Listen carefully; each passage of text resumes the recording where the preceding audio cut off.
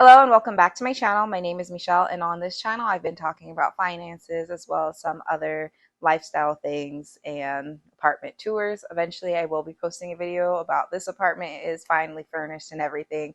I just haven't gotten around to doing that updated tour and just enjoying living out here in Washington. So with that said, we'll go ahead and jump into today's video, which is just a short, quick update on my finances. All right, so I had a couple of goals for the summer in terms of what I wanted to do with my finances.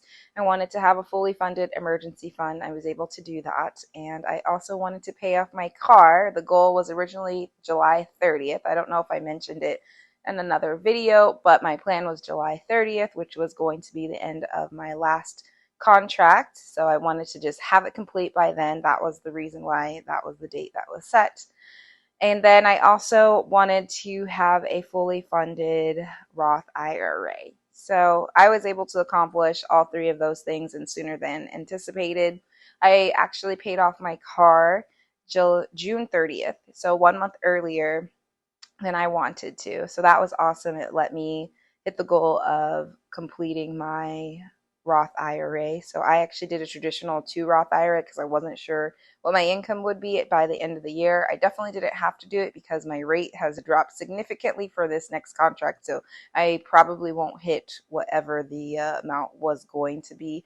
That would push me out of a Roth IRA contribution, but I still did it the other way and just did the backdoor method into a actual Roth IRA. So $6,000 towards that for the Roth IRA for investing. And then also I paid off the rest of my car. So I actually wanted to go back and look at the previous numbers. So I have that pulled up here on my laptop and I'll just have that pop up on the screen for you guys. And it's pretty significant. So the last time I did an update was April 2022, where I had my private student loan sitting at $83,214.44. I had a loan that I paid off, which was my USA loan, so that balance is zero. And then the Heartland loan, 1582. I have two of those. The second one is 3552, but it's still on the federal forbearance. And then the car loan was sitting at $21,848.46. So April, May, and June. So essentially about 3 months of overtime gear of just throwing all of my income towards the car essentially. And the reason why I did that versus paying off my smallest loans first and knocking off a lot of the little ones. The little ones are federal, and I just didn't want to pay something that was at 0% interest. And I wanted to pay something that would give me the most satisfaction and also allow me to have a home sooner. And so the car really made the most sense when looking at the debt to income ratio. If I didn't have those payments, that would make more sense than me paying off the little ones. So that's why I chose the car. So by the end of June, about $3,000 off of the Earnest loan. Those balances don't really reflect what I pay just because some of it does go towards interest, but I pay $1,000 a month for my private student loan. It's a little bit extra from what I actually have to pay, but I just wanted a round even number, so I just do $1,000 a month, and I should finish that a little bit earlier on.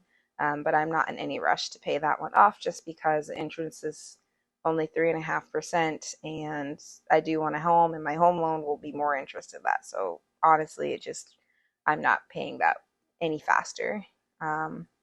USA loan still zero, of course. I paid off my Heartland loan. I don't remember the percentage on that one, but it would give me satisfaction to have it paid off just because it's one less thing that I wanted to log in for. And since I'm waiting on that second Heartland loan, I don't even log into that account to check on the balance. I know it's not changing. It will remain that amount until I pay it off. And I anticipate paying that one off by the end of this year. So I'm actually going to make a little sinking fund for $3,500 just to knock that one off. So I don't have to log into it next year. So that one is one of the first ones I want to go, and then it'll just be my private loan and my federal loans. Car loan is zero, so that was awesome. They actually wiped my account away, so I can't even log in to see all the statements and stuff. I wish I had known it would go away so quickly because it would have been nice to just have that and have a fully featured I paid off my car video. And maybe I'll still do that because there are updates on the car and why I'm really glad that I did pay it off. But total from April to the end of June, I paid off $25,000, 788 and 53 cents. So that's a lot of money in such a short period of time. And now my focus is switched to saving up for a house and working towards a down payment. I would like to put 10% down on a home and live and invest essentially in the home. So I am not married yet. I don't really need a house yet, but I also don't want to spend all my money on rent when it's kind of the same price. So essentially, I would live in the home for 1 year minimum and rent out the rooms to other grad students or other professionals.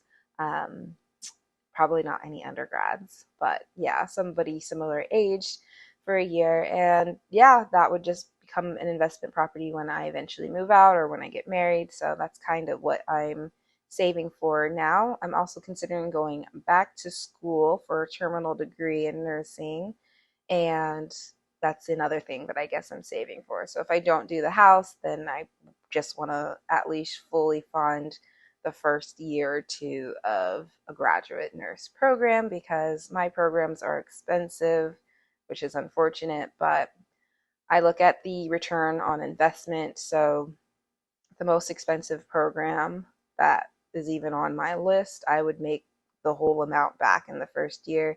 And I could even sign on to places that pay double that. So I'm okay with potentially taking loans out for the program, though they are higher interest. So I do think that funding that first couple of years would be awesome, or having a home and getting roommates in the program to pay off the mortgage and maybe also pay some of the program is also another option that I am considering. So that's kind of where I'm at for my finances. I don't think that I plan on doing too many more videos on updates just because it's kind of boring at this point. I've saved my fully funded emergency fund. I set that at $5,000. I'm saving for a house, and then I have my other sinking funds. So for the month of August, and I can have that flash up on the screen here of just everything that I currently have saved for. I'll be using the $800 emergency fund, or it's not even an emergency fund, it's a sinking fund for my car insurance that popped up this month. So it was about $726. I budgeted $800 for it, so I'll just go ahead and use that to pay for the car.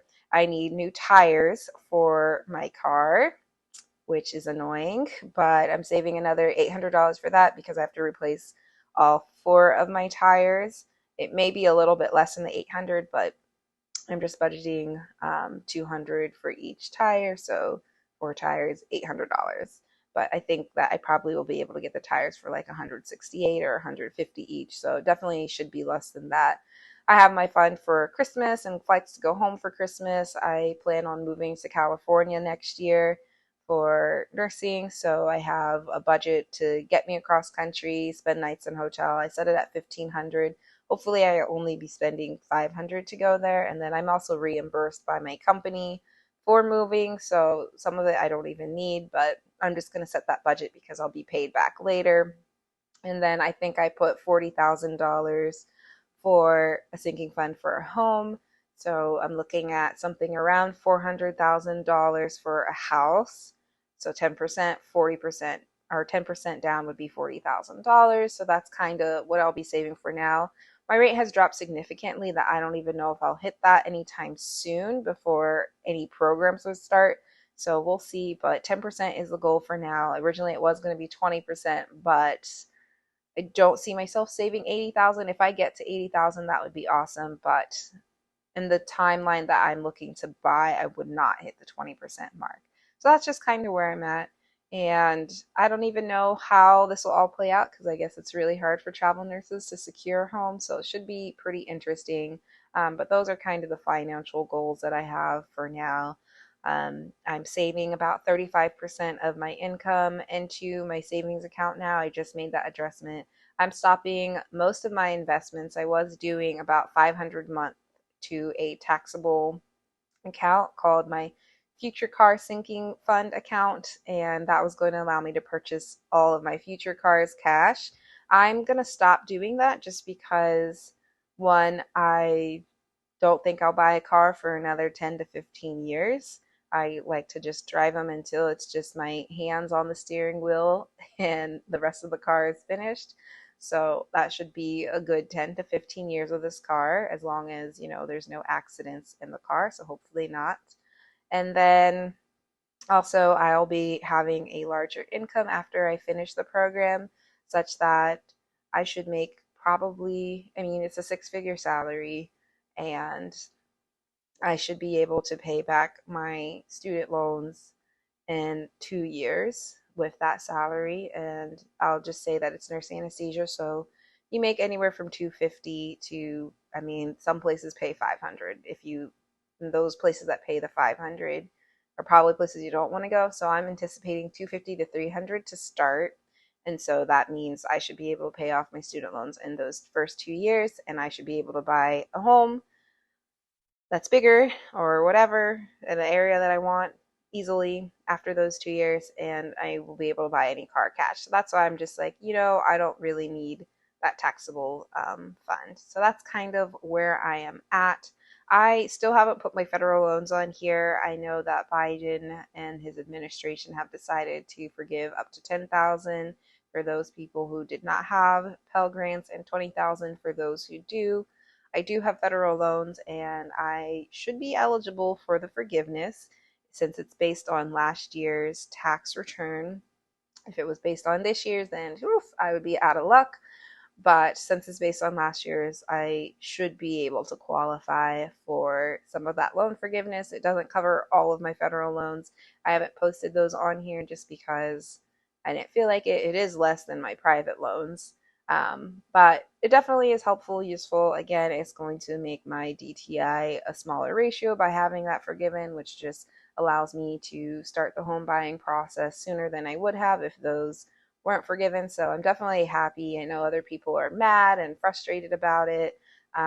This year alone, I've already paid about $40,000 in taxes. So to me, I'm just like, well, if I, I'm just like, I'm getting a refund on my taxes because I am taxed quite heavily because of the amount of money that I do make.